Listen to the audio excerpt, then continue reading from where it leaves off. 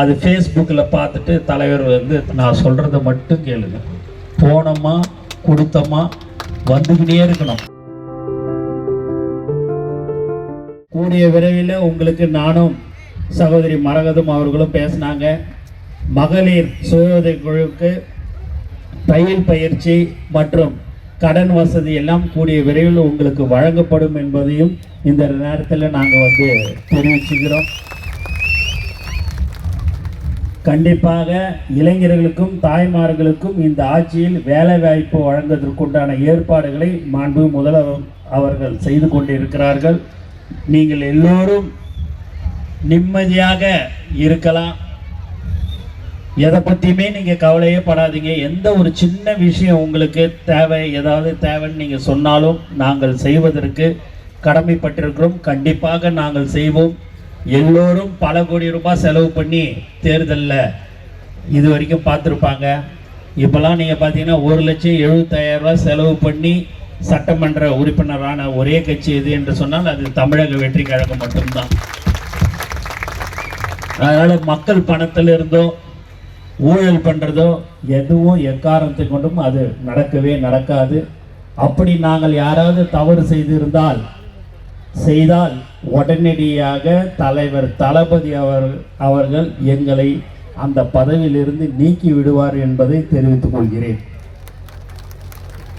மேலும் தலைவர் தளபதி பற்றி நிறைய விஷயங்கள் இருக்கிறது. நான் பல மேடையில் இந்த விஷயத்தெல்லாம் நான் பேசியிருக்கிறேன். ஒரு 3 மாத கை குழந்தை, அதுக்கு உடல்நல சரியில்லை. அதுக்கு பிறக்கும் போதே அதுக்கு ஹார்ட்டில் பிரச்சனை எல்லாமே இருந்தது. அவங்களுடைய அப்பா வந்து பார்த்திங்கன்னா ஆர்பரில் ஒரு கூலி தொழிலாளி. மாதம் அவருக்கு ஒரு 20-25 ரூபா தான் சம்பளமே அவருக்கு கிடைக்கும். வேலைக்கு போனால் தான் அவருக்கு. அப்படி இருக்கும்போது ஒரு ஹாஸ்பிட்டலில் அந்த குழந்தைக்கு திடீர்னு உடம்பு சரியில்லைன்னு சொல்லிட்டு அட்மிட் பண்ணிட்டாங்க. அது ஃபேஸ்புக்கில் பார்த்துட்டு தலைவர் வந்து தளபதி வந்து என்னான்னு போய் பாருங்கன்னாரு. போய் நான் பார்த்த உடனே அந்த குழந்தை, ஆமாம் சார் இது மாதிரி சேர்த்துருக்குறாங்க அப்படின்னாங்க. அதுக்கு எவ்வளோ சார் செலவாகும்னு, 18 லட்ச ரூபாட்ட செலவாகுங்கன்னாங்க அந்த குழந்தைக்கு. அப்போ நான் அவங்க அப்பாவை கூப்பிட்டு கேட்டேன், எப்படி உன்னால் மாதம் 20-22 ரூபா தானே செலவு, உனக்கு சம்பளமே, நீ எப்படி இந்த ஹாஸ்பிட்டலில் வந்து சேர்த்தப்பா அப்படின்னு கேட்டேன். இல்லைண்ணே, நான் கவர்மெண்ட் ஹாஸ்பிட்டலில் தான் பார்த்துன்னு இருந்தேன். திடீர்னு நைட்டு வந்து அப்படியே வந்து ஃபிட்ஸ் மாதிரி வந்துடுச்சு, அதனால் நான் பக்கத்தில் இருந்ததுன்னு சொல்லி இந்த பெரிய ஹாஸ்பிட்டலுக்கு வந்து சேர்த்துட்டேன்னாரு. அதை நான் உடனே தளபதி கிட்ட சொன்ன உடனே என்னை கூப்பிட்டு அவங்க அப்பா அம்மா கிட்ட மட்டும் நீ பாட்டுன்னு வந்துக்கிட்டே இருக்கணும்னு நான் சொன்னேன்.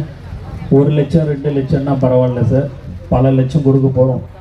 அப்படி இருக்கும்போது நம்ம எதுக்கு அதை வந்து சொல்லிட்டு கொடுக்கலாமே எல்லார்ட்டும். நான் சொல்கிறத மட்டும் கேளுங்க, போனோமா கொடுத்தோமா வந்துக்கிட்டே இருக்கணும். அதை விட்டுட்டு வீடியோ எடுக்கிறேன், செல்ஃபோனில் சொல்கிறேன், ப்ரெஸ்ஸில் சொல்கிறேன்றதெல்லாம் எதுவும் நீ சொல்லக்கூடாது. கொடுத்தோமா நான் கொடுத்தன்றதை மட்டும் சொல்லி கொடுத்துட்டு நீ பாட்டு வந்துக்கிட்டே இருக்கணும். அது மட்டும்தான் உங்கள் வேலை. அதை விட்டுட்டு நான் கொடுத்தேன், ப்ரெஸ்ஸில் கொஞ்சம் சொல்லிவிடு, ஃபோனில் எடுத்துக்கோ அப்படின்றதெல்லாம் நீ செய்யக்கூடாதுன்னு சொன்னார். ஏன் இதை சொல்கிறேன் என்று சொன்னால், 3 மாத குழந்தைக்கு தலைவர் தளபதி யாருன்னு தெரியாது. தாய்மார்களுடைய வயிற்றில் குழந்தைங்க இருக்கும்போது தலைவருடைய பாட்டு சத்தம் கேட்டாலே அசைவு கொடுக்குன்னு தாய்மார்கள் சொல்லுவார்கள். ஏன் இதெல்லாம் சொல்கிறேன் அப்படின்னா, ஏதோ ஒரு விஷயமும் செய்தால் அதை வெளியில் சொல்லாமல் செய்யக்கூடிய ஒரு தலைவர் யார் என்று சொன்னால் அதுதான் மாண்புமிகு தமிழக முதலமைச்சர் என்பதை தெரிவிச்சுக்கிறேன். அந்த குழந்தைக்கு 3 மாதம்தான், அதுக்கு யாருன்னே தெரியாது. ஆனால் அதை செய்கிறார் என்று சொன்னால் அதுதான் நம்மளுடைய தலைவர் தளபதி என்பதை உங்களுக்கு நான் தெரியப்படுத்திக் கொள்ள ஆசைப்படுகிறேன்.